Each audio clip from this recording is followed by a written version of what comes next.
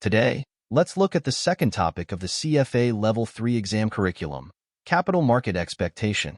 More specifically, we will look at how inflation fluctuates through the business cycle and how the government may use monetary and fiscal policies to control the level of inflation. The business cycle comprises 4 phases: the contraction, where economic activity decreases and product and service price decrease; the trough, which is the lowest point of the business cycle; the expansion, where economic activity increases and prices increase; and the peak, where the economy reaches its hottest point.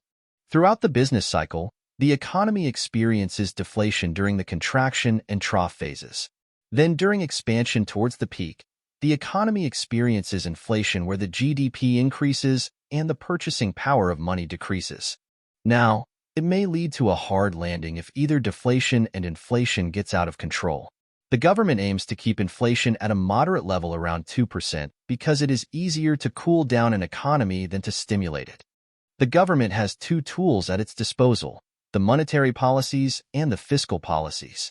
Monetary policies are used by governments to control inflation by increasing the interest rate. When interest rate increases, people will save money to earn interest and thus spend less. The economy cools down. The amount of money supply in the market also decreases, and it becomes more expensive to borrow money. So, business activity and the level of inflation decrease. One important equation for the curriculum is Taylor rule, where the target interest rate increases by 1/2 of the amount of expected GDP and inflation that goes above the target level. This means that the interest rate is expected to increase when the economy gets too hot. The other tool is fiscal policy. When government budget runs a deficit, this deficit requires investment from foreign countries. One way to attract foreign investment is to increase the interest rate in the host country so that investors get higher return on their invested money.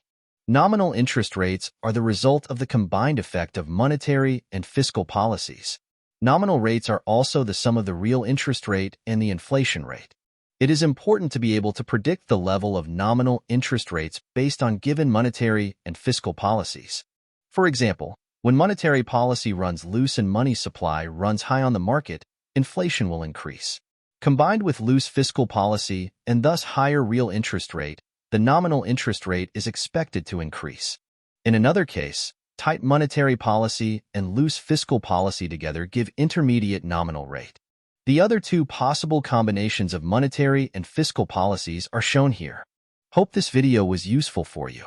If you have any questions, please let me know and I will make sure to respond.